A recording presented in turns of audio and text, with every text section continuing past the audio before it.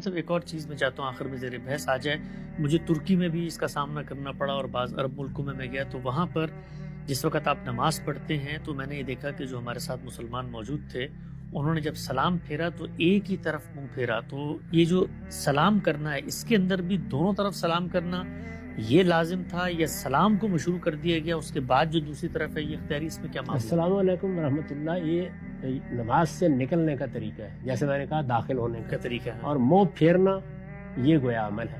یعنی دیکھیے یہاں پر بھی دونوں چیزیں اختیار کی، وہی چیز ہے. ہاں، داخل ہوتے وقت بھی دونوں چیزیں اللہ اکبر اور ہاتھ اٹھاتے ہیں، نکلتے وقت بھی دونوں کام کرتے ہیں، منہ پھیرتے ہیں اور السلام علیکم ورحمۃ اللہ کہتے ہیں.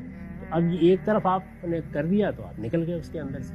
لیکن اگر فرض کیجئے کہ آپ ایک جماعت میں نماز پڑھ رہے ہیں، دائیں بھی لوگ ہیں بائیں بھی لوگ ہیں، تو پھر آپ دیکھیے کہ حسن کا، جمال کا اور آپ کی عقل کا بھی تقاضا یہ ہے، دونوں طرف لوگ ہونا چاہیے. ہاں بالکل ٹھیک ہے. انفرادی سطح پر اور جہاں میں نے دیکھا وہاں پر انفرادی ہی نماز لوگ پڑھ رہے تھے وہاں پر اس طرح کا